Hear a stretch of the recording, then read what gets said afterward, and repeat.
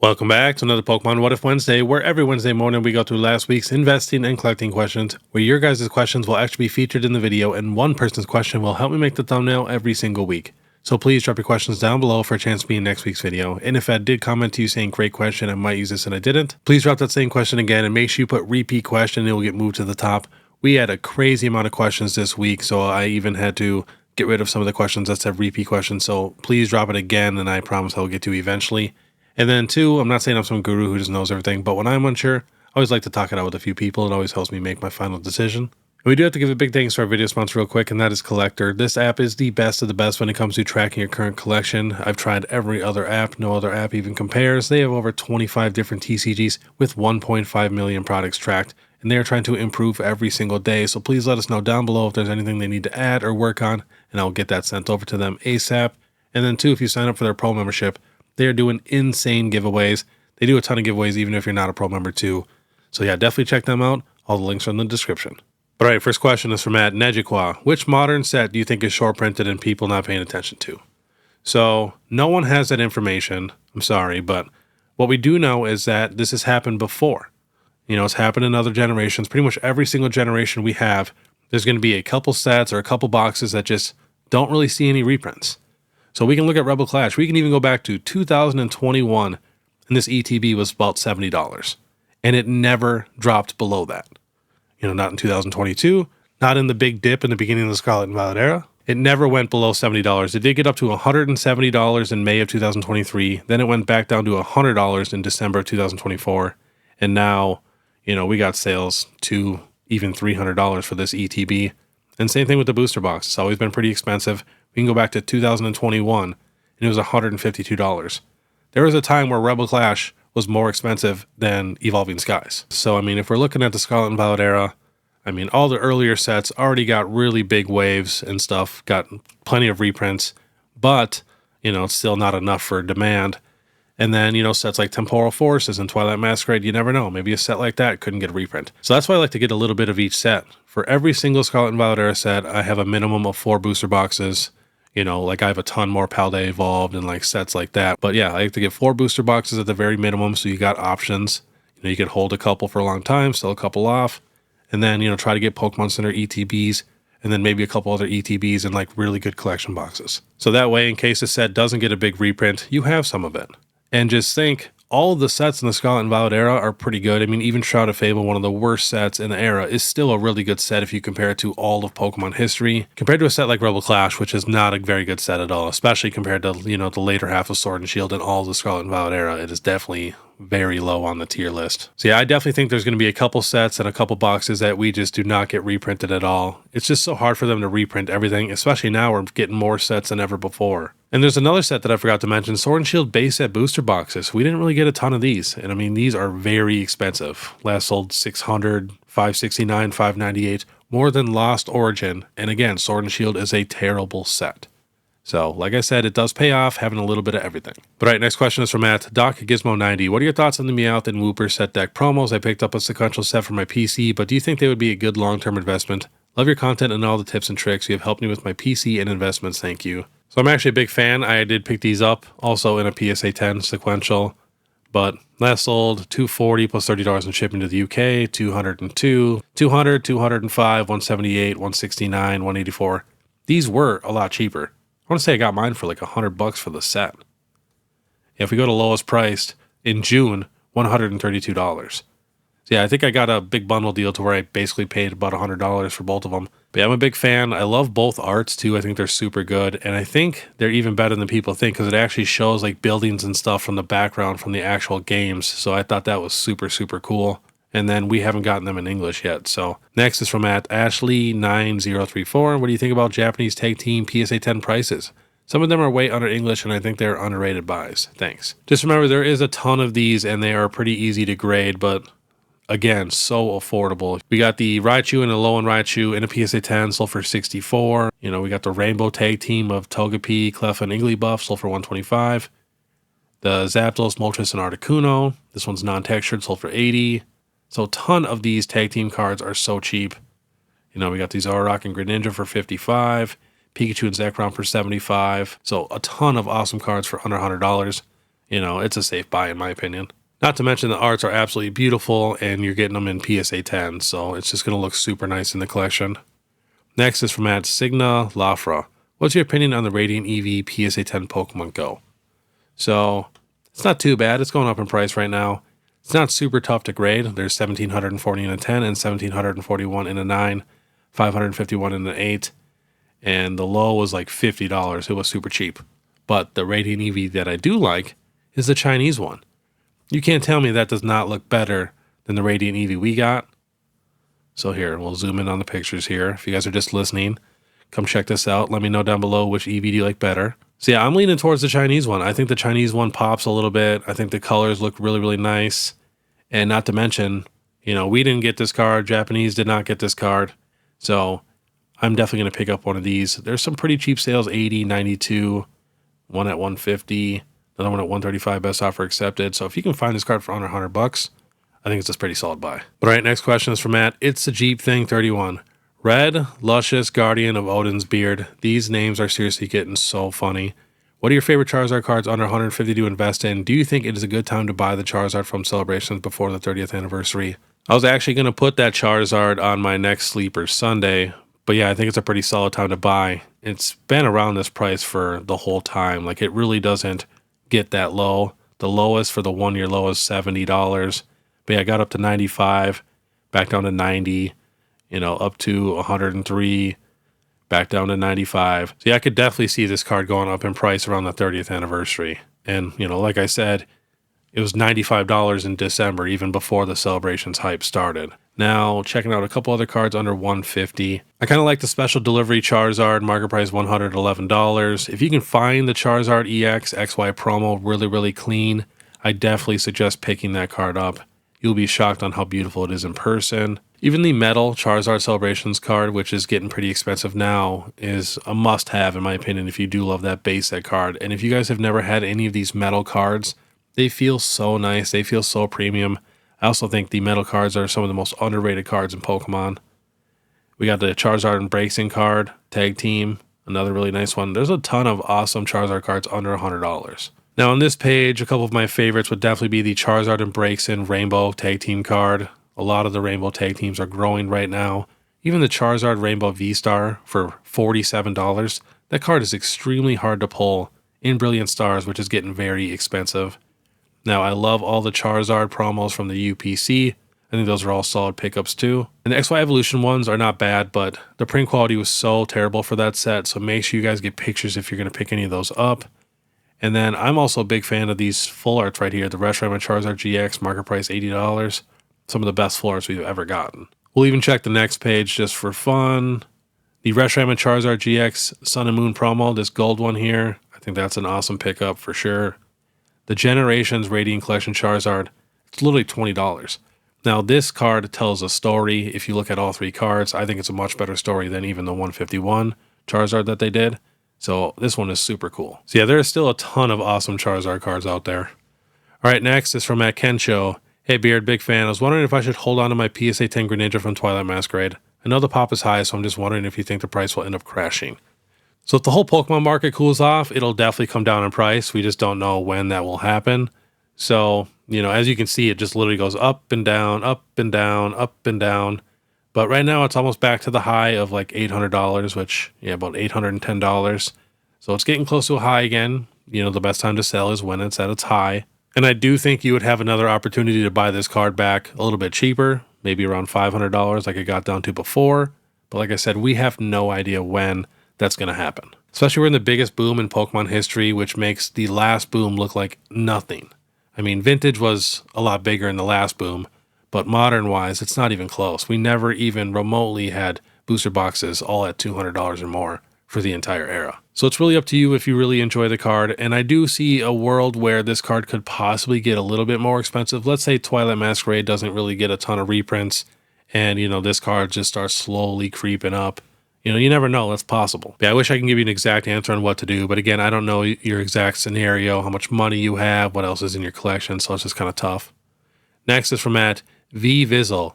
Do you think Sylveon will drop to 200? Prismatic Sylveon at 300 right now. I could see Sylveon at $200.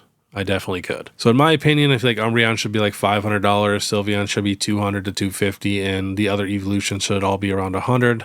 And then the rest of these special illustration rares, except maybe Roaring Moon, should all be less than $100, which most of them are now. Next is from Leah. Hi Beard, what are your thoughts on the McDonald's Pikachu promo releasing this August in Japan? Do you think it will do well here in the States, given that it's Pikachu and a Japan McDonald's exclusive? So in this market, yeah, I think it's probably going to go nuts. One thing going forward is I don't think Japan does McDonald's cards like we do McDonald's cards, so it's a little bit more special, and it is a super cute card. Like if you really look at the art, Pikachu reaching for that burger, and last sold on eBay, 26, 25, so about 10 of them at 219 best offer accepted. So, I mean, if you can get this card, especially in a PSA 10 for pretty cheap, I'd probably pick it up just to be on the safe side, because, you know, Japanese exclusives do really, really good. And it is Pikachu, so I will probably be picking one up, honestly, plus Mrs. Beard thinks it's super cute. Next is from @3J Spangle. Oh, Beard of Infinite Wisdom. Many people view normal V cards from the Sword and Shield era as plain and undesirable. Are there any basic V cards that you think could grow to be valuable in the future? So, I mean, that is possible. People used to think the basic tag team cards with no texture were, you know, just nothing, kind of like basic Vs. And a lot of them are getting super expensive. So I do think most of these will never really gain value, but maybe like some of the holiday calendar ones, you know, with the snowflakes on there, that's a little different. And then, you know, we have a couple decent V cards, like the Lugia is doing really well. I could see maybe some of the Eeveelutions just because so many people want to collect every single Eeveelution. I think the Ho-Oh art is super, super nice. I also think this Eevee is super nice. The color in there, I could see that one doing decent. Market price is $2.58. And then you even got some of the prize pack series cards. You know, we got the Arceus V here, market price $2. Where is this Lugia? Right here, $4.59. You can't tell me that is not a crazy Lugia art. I mean, that thing is sick. Now, I don't think these are going to be super expensive or anything like that, but I mean, when they're this cheap, it doesn't hurt to pick up a couple of them. You never know what's going to happen. That's always my thought process anyways. Next is from @LNell1991. Hey Beard, with the 30th anniversary coming up, what do you think the price of Celebration of the ETBs will peak at? I love the channel. Keep it up. All right, let's check on some prices. We have the Celebrations regular ETB, last sold $275. And honestly, it puts a smile on my face when I see those prices because I've been talking about Celebrations for over 2 years, constantly saying it's a solid pickup, it's a solid pickup. Even at the beginning of the Scarlet and Violet era when everything was down, I still believed in Celebrations. You just got to wait for the next anniversary, because I watched what Generations did. But now for the 30th anniversary, I could see this ETB being maybe $500. Now this is a complete guess. You know, it really depends on the market and everything and what's going on. And for the Pokemon Center ETB, last sold is $390, $385, and $370. I could see this at maybe $750, maybe $1,000, but I doubt it. You know, I could see the Celebrations UPC at $1,000, this at $750, the regular ETB at $500. And again, this is just a guess. Especially if the market stays the way it is right now, you never know what's going to happen for these boxes. Next is from Super Stacker Bros. I got a good one. What do you think about the Chinese 151 steel boxes as an investment play, especially the 151C, the Gengar? I like them. I'm going to start picking them up here soon. I just picked up some of the Eeveelution gem packs. You know, I got them for a really good deal, so I'm definitely going to start picking up some of these. And a lot of people don't think the Chinese side will do very good, but you know, there's so many people in the hobby that say they only care about the art. That's what they care about. They don't care about the words. They only collect for the art. So if you only collect for the art and you collect Japanese, there's no reason why you wouldn't want to collect Chinese if they have exclusive, beautiful cards. Now, some of this stuff is super hyped up. That Gengar is crazy overpriced. But that's what happens when it's an exclusive and it's super popular. Gengar, Pikachu, I mean, it just had everything going for it. But yeah, I'm definitely going to start grabbing a ton of these boxes if I can find them for good deals. Next is from Stray8936. This wasn't even a question. I just added it because I thought it was hilarious. He just commented, "Dear beautiful bearded bohemian baddie." Like, these names are just getting insane. Next is from a member @ClaymanIFCC. Divine Mandate Emperor Beard. If you could create the next Pokemon set, what would be the theme? So I still want a Versus set. Just like the Mega Lucario that we just got, I would love a set just like that, a bunch of different Pokemon fighting, you know, a bunch of different stadiums, or like, you know, outside in the snow or different weather. I just think it'd be super cool. I also love getting multiple Pokemon in one card. I just feel like it's a bonus.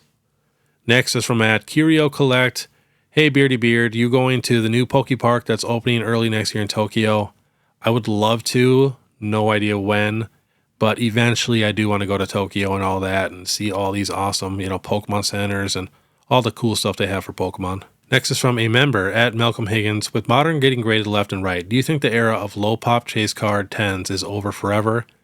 Well, as long as we keep getting pretty rough quality cards, it'll still always kind of be around. A lot of these illustration rares are pretty tough to grade, and that's why a lot of them are worth more than some of the special illustration rares. So they're always going to have some stuff, and then not to mention promos. It's really tough to get promos in all these different packages nicely. So a ton of them will get slowly damaged, and even if they package them perfectly, people delivering them can be rough with them. The only way is if they just completely change the quality and it's more like on the Japanese side, which is why a lot of PSA 10s on the Japanese side is, barely worth more than the raw card. But all right, next question is from @JoshyBoy96. My question is how to go about finding a mintier card of a niche Pokemon. All the card shows I've been to, I can't seem to find a Furious Fist Heracross full art, and eBay just has lightly plated damage. So on eBay, you can type that in and you can save that search to where they will send you emails when people list new cards of what you saved. Because if it is a tough card to find and it does pop up on eBay, there's going to be other people looking for that and it will go super quick. So you can do that for sure. Otherwise, you can post to like Facebook and like Instagram and you can ask for that specific card. And you never know, people will hit you up saying they got the card and you can work out a deal over, Facebook or Instagram or whatever it is. So you just got to, think a little bit outside of the box and you'll eventually find one. All right, next question is from @Nightside Gaming. Good evening, Baron Snuggle Whiskers. I bought a bunch of Shrouded Fable booster bundles to keep back on release because I love the set, and I genuinely think there's some great cards in it, except the SIRs, obviously. Do you think it will be forever hated? So it's definitely going to be a battle style situation. It will go up. It's just going to be a little bit slower than the other sets. Now, I wish Shrouded Fable would have just gone a little bit more hard into like the Halloween theme, because there's a lot of cool cards in that set. And if they would have just went heavy with that, added a few more creepy, scary cards, I think the set would have been absolutely amazing and would have been legendary. I mean, just getting a set that's themed towards that would be super cool. But yeah, they're going to be slow movers, I'm sorry to say. Next is from a member @The Red Diamond. Prismatic Evolutions, is this set going to remain the most out of reach and height, or will its long-term seal value plummet? So it really depends on reprints in the market. I could definitely see a world where we get a couple bad sets in a row, the market cools off, and we get some large reprints for Prismatic, and it comes down in price. That is definitely possible. It's still a very new set. We could get reprints for the next 2 to 3 years. But then I could also see the market staying super strong and all these sets coming up are just bangers, and Pokemon has a ton of stuff up their sleeve for Gen 10 and the 30th anniversary, and everything just stays hot to where eventually Prismatic Evolutions is going to get printed less and less and less to where it's not going to get printed anymore after a couple years. I don't know if this boom is going to last a couple years. It's already lasted a lot longer than a lot of other people thought. If we compare this to the last boom, I mean, all of these ETBs should be back to MSRP, all the ones that got hyped up. There should be no booster boxes over $150. Yeah, that's why I'm kind of in the middle on this one. I don't think every single set from the Scarlet Violet era is going to go back to MSRP, and I don't think every single set from the Scarlet Violet era will never get back down to MSRP. None of us know. Especially, like I said, we are in uncharted territory right now. This boom just will not stop. But I do think 5 to 10 years down the road, it will be a very expensive set. It's just that a lot of people in the hobby right now will not be here in 5 to 10 years. All right, next question is from Tyler Richards. Dear Beardy McBeardface, I really want to start a seal collection. I just love the thrill of opening packs. Any tips on how to begin a seal collection? And if so, what's the best product to start with in today's market? So definitely try to pre-order from the Pokemon Center website when they drop, especially the Pokemon Center ETBs and, probably a booster box or whatever else you can get. Definitely start there. Remember, the booster boxes don't always come in the mintiest shape from the Pokemon Center website, so that's going to suck. Now, if you're having trouble keeping stuff sealed, I always suggest buy the cards first. So let's say you're obsessed with opening 151. Just go out and buy all the cards you need for 151. The set is really not that expensive. I mean, Charizard's, $200 and the rest are all $70 or less.